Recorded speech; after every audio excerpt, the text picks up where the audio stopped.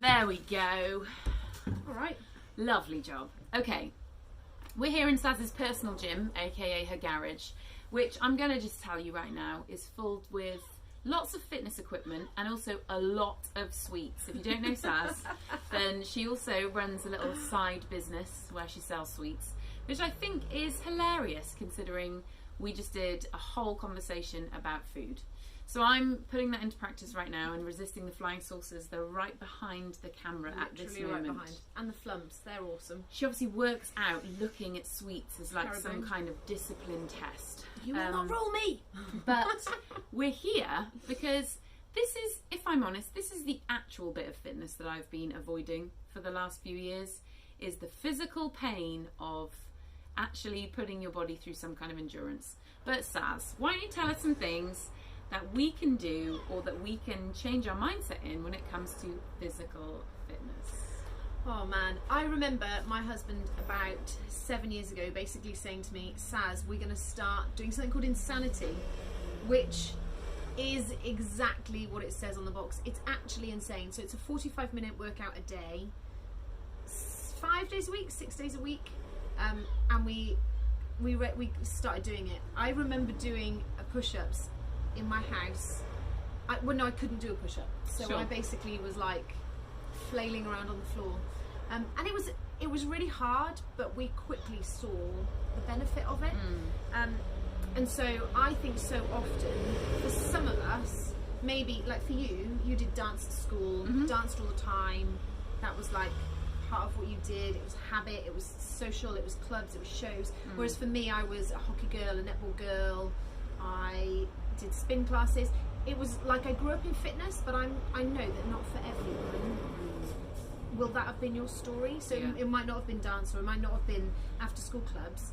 And so I think the first thing you have to do is get in your head that it's not impossible, that no matter your shape, size, background, health, exercising is possible for every single person. And I think the big thing is finding something you can do, Yeah. or maybe you can't do it or you don't like it, but pushing through it. So Yeah. we talked about fitness for a while, and I kept saying to Rose, just find something you love, just find Yeah. something you love. She's been saying this to me for years. quite a few years. In the last couple of months, I have Yeah. gone from doing nothing to making attempts, and they have not all been successful attempts, but the couple of things that I've been doing are Couch to 5K, and then I've been joining a group of girls who do a roughly 45-minute workout 2 mornings a week. And so then you have a kind of group accountability aspect and also some kind of personal challenge aspect in the running. And it's been amazing. There are lots of days I don't want to do it. There are lots of days I don't do as much as I hoped I would do. I don't run as far as I hoped I would run. But the fact that I got out and did something has actually given me the confidence to do the next time or to go again. And I think that sometimes I have been put off in the past because I can't do it all. And you won't get anywhere with that mindset. You've got to just do what you can do and then press on from there. Yeah, I agree. And I think for me, years ago, things like weightlifting, I was like, I'm never going to do that. Running, I'm never going to do that. I can't think of any others. They were the two particularly that stood out for me. Insanity, I'm never going to do that. I'm never going to be that girl. I'm never going to be able to push out. I think for the more you say you're never going to be able to do it, you won't be able to do it. Right. You've got to click into the like, I'm teaching my children, you can't do that yet. No, you can't do a push-up yet. No, you can't run more than a minute without stopping yet. But at least if you go on the journey, you're going to get there. And I think, Rose, absolute testament to you, because you've been evidence of that. Like, Thank enjoy you. running. I'm not doing fitness, you're not going to a dance class. You're doing fitness that you don't necessarily enjoy, but you're doing it. Yeah. And I think, so for me, that's the first thing, is you've got to get past your head of, I can't do this. And comparison. Yeah. Honestly, comparison will kill you. Yeah. And I'm a relatively fit, healthy mum. I train 3 times a week. I have done. I did it right up until 7-8 months pregnant, and then I started again at 7 weeks, at 2 times a week, and with modified exercise because I was recovering. But I still struggle with comparison, and I'm someone who I'd consider myself pretty disciplined, but I still look at other people and I'm like, oh, but she's younger and she's fitter. Oh, but she's better than me, or but she's slimmer, but she's, and honestly, it's a challenge to every single one of us in some way. Yeah. Comparison will kill you. Yeah. And so you've got to compare yourself with yourself, and move forward. Yeah, it's good. It's really good. I think every single one of us has our struggles when it comes to fitness, because the fact is, not to over spiritualize, but the enemy doesn't want us to do anything. He doesn't want us to conquer our laziness or our apathy or our insecurity, because it keeps us small. And for me, the real problem, I would say more than comparison, was laziness. I happen to be somebody who generally has a metabolism that will kind of keep running, or I don't know what the right phrase is. Grace has got a great metabolism. Generally, I have a smaller, more slight figure, and have been used to that growing up, and so haven't needed to put in a lot of work. But the fact is, as you age, as you have children, your general fitness changes, and you need to put in more effort in order to conquer some of that laziness. And that's what I've found definitely is I've been reluctant, and God's challenging me to do it, not so much because of my body shape or how I look, but more so how I feel and what I know that I'm doing and overcoming in my own personal life. I think exercise is I don't know what the percentage, let's say 50-50. I think 50% of it is shaping your body. It's like being healthy, getting your cardio going, getting your heart going, building your muscle, your body mass, your immunity, your ability to run. 50% is all about your body. I think 50% of it is about killing laziness. It's about, I think for some of us, it's actually about going and spending some time on yourself. So I know for me, I feel guilty giving 4 children to my husband and saying, I need an hour. 100%. Give me an hour. And I feel like I'm failing because I haven't fit it into my day. Your tiny portion of the evening where you don't have children. And the evening, who wants to train in the evening? I hand credit to the evening trainers. I'm not that person.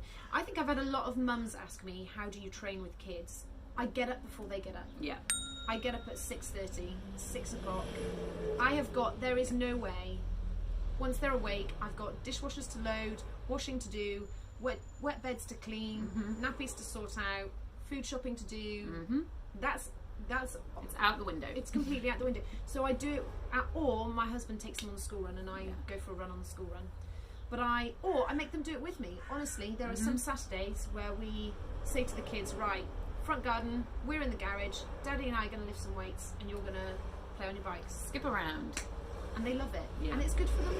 So some of the practicalities, I train 3 times a week. I literally put it in my diary. And if I have a season away from that, so for example, Dave had a meeting yesterday, so I couldn't do my run, we'll plan for when I'm going to do that at another point. I put my fitness clothes on, and if I put my fitness clothes on, I have to do some fitness. Oh, nice. And I don't let myself not do fitness, because otherwise you become that mum in active wear. I plan to attempt it. I follow, honestly, some of you don't want to work out because you haven't got the money or the kit. Now it's easy for me. I'm in a garage full of weights and kits and all TRX bands and all that kind of stuff. You don't need to spend any money. You go on Pinterest and you look out weight kitless or no, I can't even think of the phrase. Exercising without equipment. That's the word. Hello. Thanks, Rose. And you do it. Yeah. There's some really great apps on there. There's one called WOD Timer. There's one called WOD Generator. They're brilliant. Couch to 5Ks, when you've talked about. Pinterest. Screenshot a workout and do it. It's that, for me, it's that simple. And I think sometimes, and if there's something on there you don't know, so we were doing some workouts the other day and Rose didn't know what AMRAP means. It's like a fitness language. I was I don't speak this language. CrossFit has its whole other language, which means as many rounds as possible. And WOD is workout of the day. If you don't know the language, look it up. I think Google and YouTube. YouTube is another great one. Put on a yoga stretch or a no equipment 20-minute workout. You can type into anything and you can follow someone on your screen. I followed all of my pregnancy workouts, which is following pregnant famous people. I would just jump in. I don't know if you were going to make this point, but one of the things that's been really big for me is having other people who are doing it. So there's an element of accountability. I enjoyed starting with running because I feel like there was something personally that God was challenging me with that I had to begin on my own. But quite quickly I realised that I'm going to need some form of community or accountability about this, because we get bored on our own, we duck out on our own. So if there is a group, or even if there isn't a group, maybe you can make one where you are. Maybe you can just be kind of text accountable to somebody where you are. But there's something about having other people doing the same thing as you, or at least cheering you on in what you're doing, that makes a massive difference in fitness. Just quickly, I want to finish on this verse, because I think so often we think of fitness as not biblical, and I think God says we've got to serve the Lord, heart, mind, soul and strength. And so when it comes to Christians, we can get caught up in the like, well, I'm serving God by reading my Bible, or I'm serving God by reading this, you know, amazing preacher or teacher, or I'm serving God by serving at church, and those things are incredible and absolutely valid. But I think part of how we serve is with our flesh, and it's that discipline. I also think there are areas of sin that if we grew our self-discipline, we could handle them better. And exercise, 50% of it is flesh, 50% of it is fighting the things like laziness and building in your self-discipline.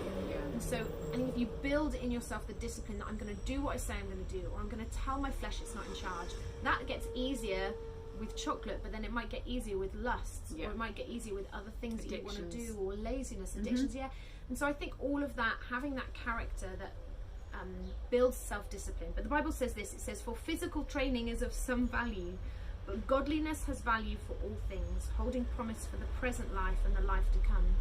And so we have to get that balance. I know I have to get the balance, that physical exercise is of value, like it's of value to God, it's of value when you're serving, but it cannot be my God. My flesh can't be my God, whether that's gluttony and overeating, or whether that's training and becoming obsessed with my flesh or my shape or my figure. My flesh can't be my God, but it has to be subdued and disciplined so that it can serve God. Because if my flesh is serving my godliness, that has value in this life and the life to come. That's really good. So I think we have to remember those things. Really good. Okay, we're going to do some sit-ups now, because we can't just talk about it, we've got to do it. Okay, so we're in a group at the moment that challenges its members to do a certain amount of fitness a day. I really sadly joined right at the end of their 50 burpees a day challenge. So unfortunately, I was not able to join in that form of torture. But now they're doing 50 sit-ups a day, and I'm all about it. So we're about to do 50 sit-ups, and Saz is going to teach me 5 different ways to do a great sit-up.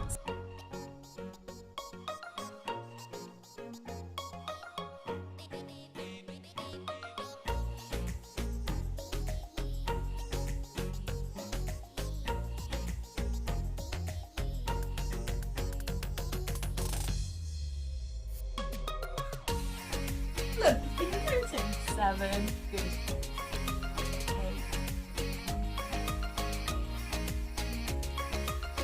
Okay, Great. good. We're going to do a weighted sit-up. Whoa, what? 8 kg is quite light. Great. Oh, it is heavy! I literally, it just took me down. Oh my gosh.